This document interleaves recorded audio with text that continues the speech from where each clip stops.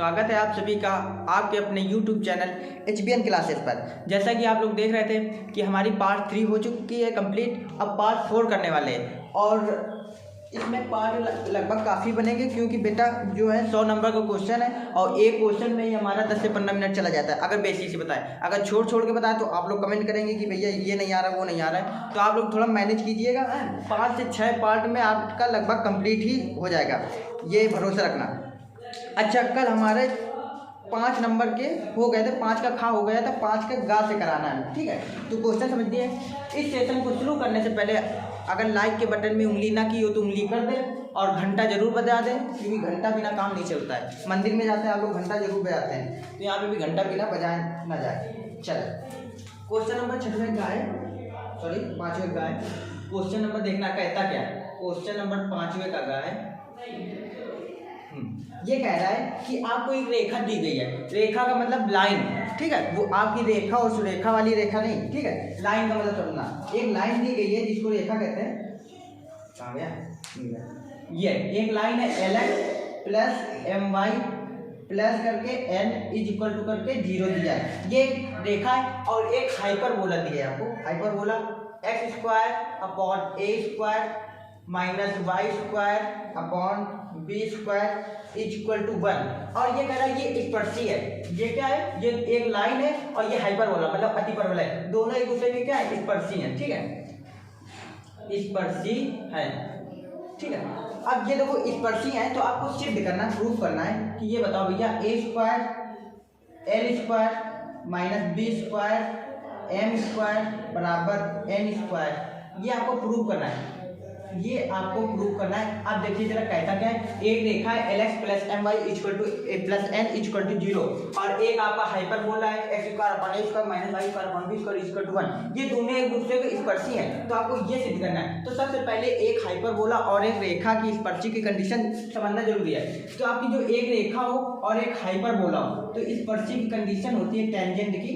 Tangent मतलब स्पर्शी, ठीक है। एक टेंजेंट की कंडीशन होती है, वो कंडीशन होती है C is equal to a square m square minus का b स्क्वायर। ये होती है स्पर्शी की। अगर इसी जगह हाइपरबोला सॉरी इलिप्स होता तो यहाँ पे प्लस हो जाता, ठीक है। अच्छा, ये कंडीशन होती है बेटा, कंडीशन याद रखना। तो C क्या होता है, C रेखा से निकाला जाता है। मतलब मान लो एक रेखा है आपकी y बराबर mx प्लस c और एक आपका hyperbola x square upon a square minus y square upon b square equal to 1। इन दोनों की जब स्पर्शी होगी तो ये आपको कंडीशन लगानी पड़ेगी। इन दोनों की स्पर्शी कंडीशन ये लगानी है आपको। तो इसी प्रकार अच्छा ये बताओ, ये y के रूप में y बराबर mx प्लस c के रूप में कन्वर्ट नहीं है तो इसको कन्वर्ट करना पड़ेगा, बाकी ये तो सेम मिला है। तो इस वाली रेखा को y बराबर mx प्लस c के रूप में कन्वर्ट करो। तो यहाँ से हमको सॉरी ये वाली रेखा इस रेखा को कन्वर्ट करना है। इस रेखा से यहाँ से y का मान निकालना है। तो सारे पद को उधर भेज दो। तो यहाँ से my बराबर कितना बचेगा, माइनस का LX माइनस का m। यहाँ से y बराबर कितना आ जाएगा, माइनस का L upon m x minus का n अपॉन m। यहाँ डिवाइड कर देंगे ना m का, तो इतना आ गया। ये आपकी m की वैल्यू रही, ये आपकी c की वैल्यू रही। c की वैल्यू माइनस भी ले लेना है, ठीक है। C की वैल्यू ये रही आपकी और यहाँ पे प्लस लगा देंगे ऐसे करके, ठीक है। तो m और c की वैल्यू आ चुकी है। अब ये कंडीशन लगा देते हैं। c बेटा क्या, माइनस n अपॉन m, यानी कि माइनस का n अपॉन m, ये कर दिया हमने। फिर क्या लिखा है, अंडर रूट लगा दिया। a स्क्वायर वही सेम चीज, a square m square, m का मान कितना, माइनस l अपॉन m, तो ये हो जाएगा into l square upon m square, क्योंकि मल्टीप्लाई करा देना हमको, ठीक है। Plus minus b square, b का मान कितना है यहाँ से, b स्क्वायर की जगह b स्क्वायर। चलो, minus n upon m is equal to पूरे में अंडर रूट है। अब देखो एलसीएम लेके कन्वर्ट कर लें तो ये हो जाएगा a square l square minus का m square b square upon का m स्क्वायर, ठीक है। अब दोनों पक्षों में स्क्वायर कर दे भाई, इस अंडर रूट को हटाना है तो स्क्वायर कर देंगे दोनों साइड। तो आप क्या लिखेंगे, दोनों पक्षों में वर्ग करने पर इधर वर्ग कर दे तो ये हो जाएगा n square upon m square is equal to ऊपर बचेगा a square l square minus m square b square upon m square, ठीक है। इससे सही हो गया बेटा। बचा क्या, n स्क्वायर बराबर a square l square minus b square m square, ये बचा। और यही आपको शायद प्रूव करना है। ये देखो इसको, ये प्रूव करना था। तो फटाफट नोट कर ले, हम लोग नेक्स्ट क्वेश्चन बढ़ते हैं जल्दी, क्योंकि टाइम तो है नहीं। चले नोट कर लिया होगा ये, और अगर समझ में आ रहा हो तो लाइक जरूर करते रहे। चलो अगला नंबर है 5वें क्वेश्चन नंबर, गा तक हो गया। घा में कह रहा है भैया कोई भी फलन दिया हुआ है आपका साइन इनवर्स करके 2x under root 1 minus x square, ठीक है। ये आपको फलन दिया गया है और इसका x के सापेक्ष अवकलन गुणांक बताना आपको, यानी कि अवकलन गुणांक का मतलब है इसका अवकलन कर देना x के सापेक्ष। तो सबसे पहले देखो जान लो कि जब भी इनवर्स ट्रिग्नोमेट्रिक फंक्शन आपको दिया हो तो उसकी जगह कुछ ना कुछ मान करके ही हम लोग अवकलन करेंगे। डायरेक्ट अवकलन ना कर देना, लंबा पड़ जाएगा। आप वैसे भी कर सकते हैं लेकिन लंबा पड़ जाएगा। इसको x मानोगे, साइन इनवर्स x का होता है 1/√1 माइनस एक्स स्क्वायर, फिर जिसको माना उसको करोगे, यानी चैन रूल ना लगाना। इनवर्स ट्रिग्नोमेट्री का फंक्शन जब भी दिया हो तो आप लोगों को x की जगह कोई ना कोई वैल्यू पुट करके करनी। जैसे हम 1 माइनस, अगर इनवर्स ट्रिग्नोमेट्री की वीडियो भी पढ़ी हमारी, देख लेना, उसमें सब्स्टिट्यूट बताया था कि 1 माइनस एक्स स्क्वायर हो तो आपको cos थीटा, x की जगह cos थीटा रख देना या sin थीटा रख देना, काम बन जाएगा। अगर आपको एक्स स्क्वायर माइनस 1 हो या 1 प्लस एक्स स्क्वायर हो, 1 प्लस एक्स स्क्वायर हो तो आप सेक थीटा रख देना, सॉरी, या तो आप tan थीटा रख देना या तो आप cos थीटा रख देना, काम बन जाएगा। अगर यही हो एक्स स्क्वायर माइनस 1 हो तो आप लोग सेक थीटा रख देना और सेक थीटा रख देना, cosec थीटा रख देना, आपका काम बन जाएगा। ये इस टाइप के सब्स्टिट्यूट हम लोग बता चुके थे और ये तो बहुत कम है, 3 है, तो 10-12 सब्स्टिट्यूट्स में पढ़े। अगर उसको याद कर लोगे तो अवकलन और इनवर्स ट्रिग्नोमेट्री दोनों का यहाँ पे 2 कॉन्सेप्ट लग रहे हैं। एक तो त्रिकोणमिति फलन, दूसरा है वो हम लोग अवकलन याद करेंगे, वो अलग लग रहा है। तो अब हम क्या मानेंगे, x बराबर तुम चाहे साइन मान लो चाहे कॉस मान। अगर हम लोग साइन मानते हैं x बराबर साइन थीटा रखने पर, तो यहाँ से थीटा की वैल्यू कितनी आ जाएगी, थीटा की वैल्यू आ जाएगी साइन इनवर्स x। यहाँ से थीटा की वैल्यू फटाक से निकालो। अब जब हम मान रखते हैं ये हो जाएगा साइन इनवर्स 2x की जगह कितना रखना है, sine theta into under root x की जगह साइन थीटा। चलो अच्छा, साइन इनवर्स 2 साइन थीटा ये बन जाएगा कॉस स्क्वायर थीटा और अंडर रूट के बाद निकालेंगे केवल कॉस थीटा बचेगा। अच्छा, sine inverse 2 sine theta into cos theta sine 2 theta, sine से साइन खत्म, 2 थीटा है और थीटा की वैल्यू कितना है, साइन इनवर्स है, तो 2 साइन इनवर्स x बचा। अब भैया इसका क्या कर दो, अवकलन कर दो। तो जब इसका अवकलन करेंगे x के सापेक्ष तो बेटा 2 बाहर, और साइन इनवर्स x का तुम जानते हो कि 1/√1 माइनस एक्स स्क्वायर होता है। तो बेटा आपका यही आंसर होगा। नोट कर ले फटाक से।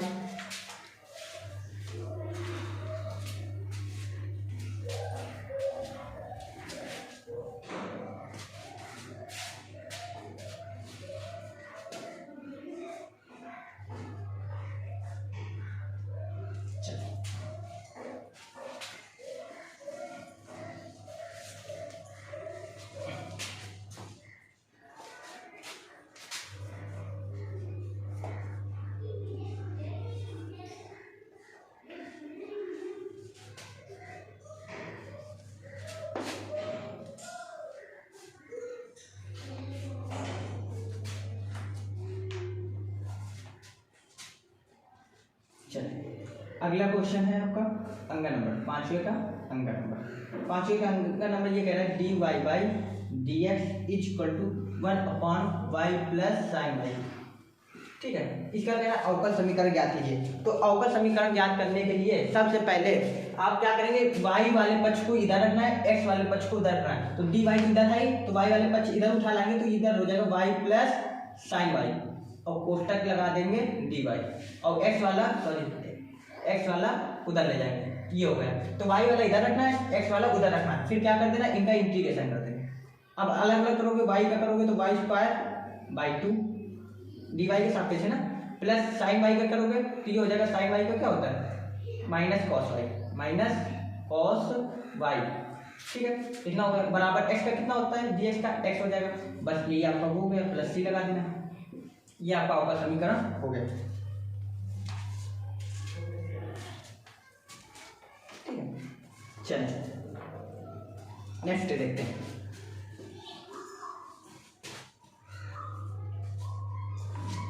नेक्स्ट कह रहा है कि जांच कीजिए, एक आपको समुच्चय दिया गया है, ए और बी के मान जितने से लेना है, ये आपको समुच्चय दिया गया है 1 2 3 4 5 6 ये आपको समुच्चय दिया गया है। चलो अच्छा, अब एक आर रिलेशन दिया गया है।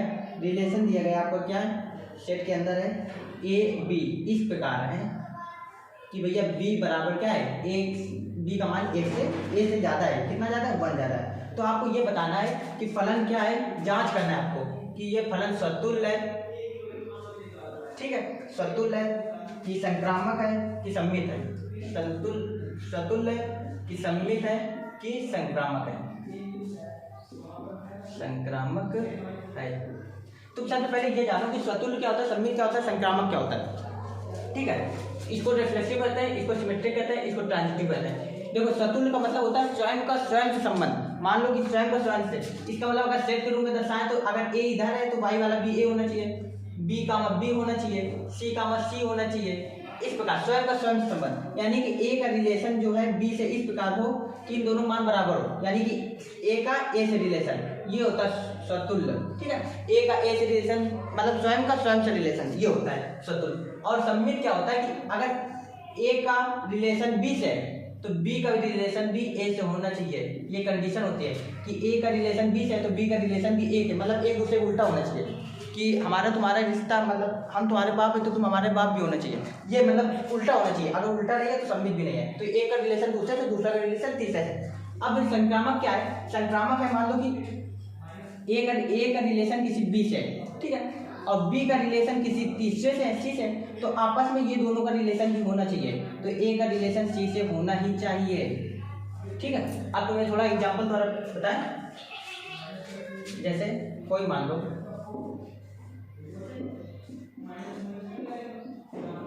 ठीक है,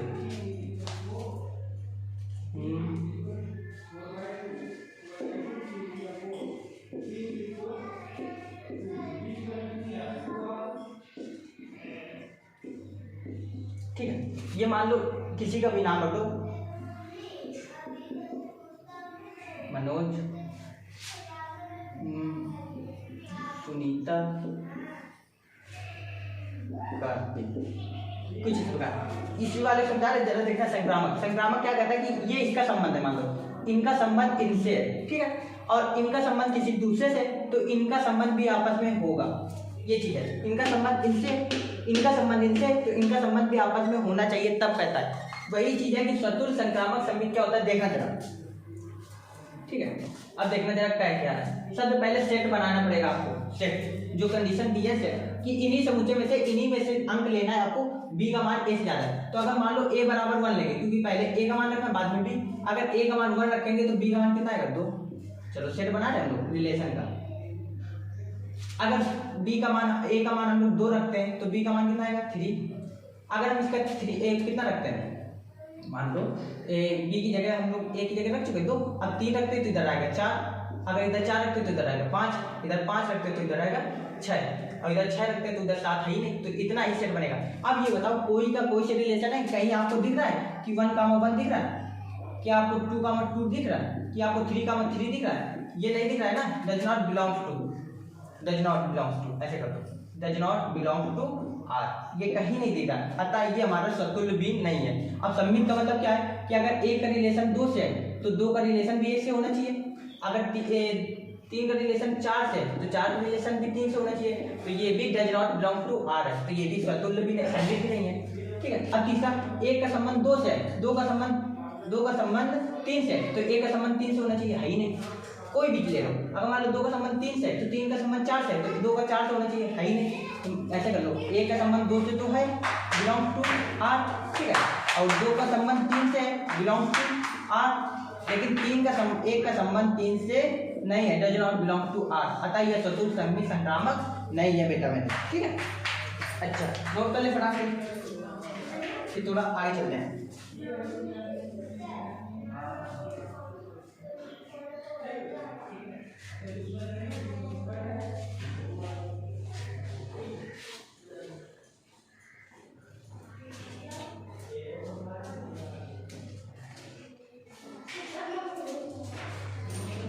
अच्छा क्वेश्चन नंबर 96 का देखिए, कुछ क्वेश्चन हम छुड़ाए दे रहे हैं, आप लोग करना घर से। मान लो कोई बिंदु, एक बिंदु ये 4, 8, 10 और अगला बिंदु क्या है 6 10 और -1।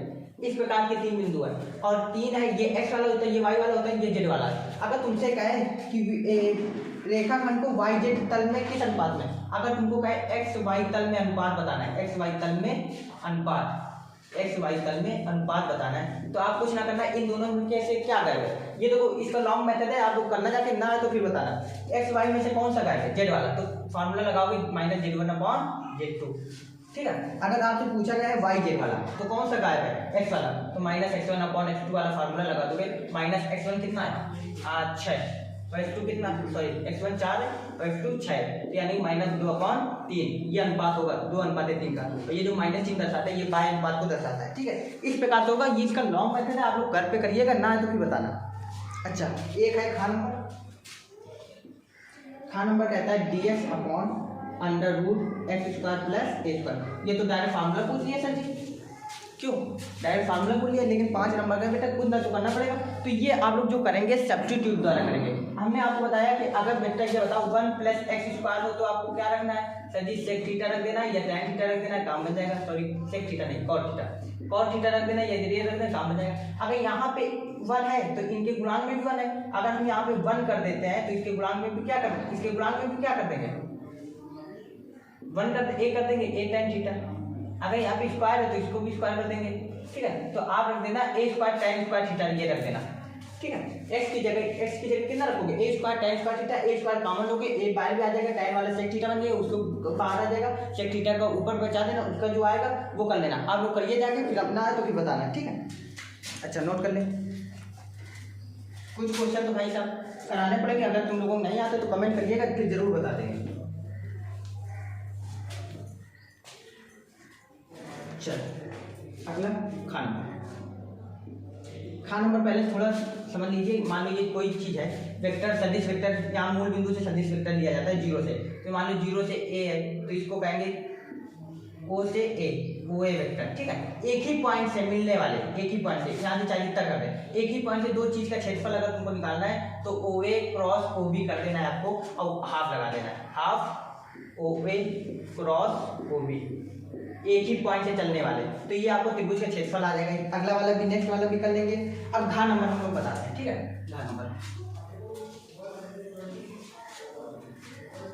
नंबर देखिए, घा नंबर दिया है 0 से लेकर π/2 dx/1 + tan x = 2 करना है π/4। मोस्ट इंपॉर्टेंट क्वेश्चन है, तभी बताना है। सबसे पहले P4 जानो, प्रगुण 4 ये कहता है कि मान लो कोई भी है 0 से a तक, तो fx लिखा हुआ है, ठीक है। इसका इंटीग्रेशन करना है तो आप क्या करो, 0 से a तक जाओ, a को इसी में से घटा दो, f a - x घटा दो, ठीक है। तो ये इसका यूज करेंगे P4 का। और एक चीज और बता दें, मान लो 0 से π/2 है या a तक है, कोई भी चीज है, मान लो a तक है, ठीक है, a तक 0 से a, ऊपर लिखा है fx, नीचे लिखा है fx -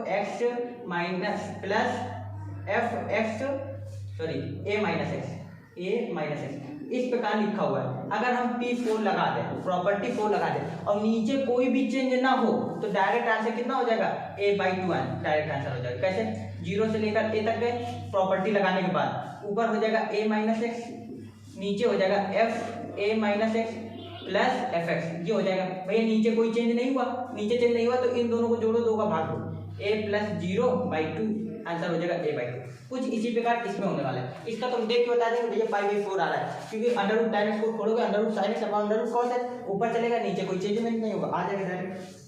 चलिए अच्छा, इसको हम बताते हैं।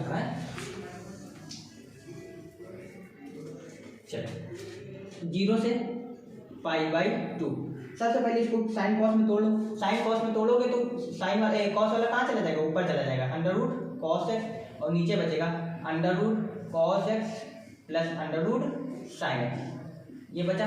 अब क्या लगाना है आपको, P4 लगाना है, प्रॉपर्टी 4 लगाना है। प्रॉपर्टी 4 कहती है 0 से π/2, इसमें से π/2 घटा के लिखना है, √ ऊपर आ जाएगा cos π/2 - x, नीचे आ जाएगा √cos π/2 - x plus √sin π/2 - x dx, ठीक है।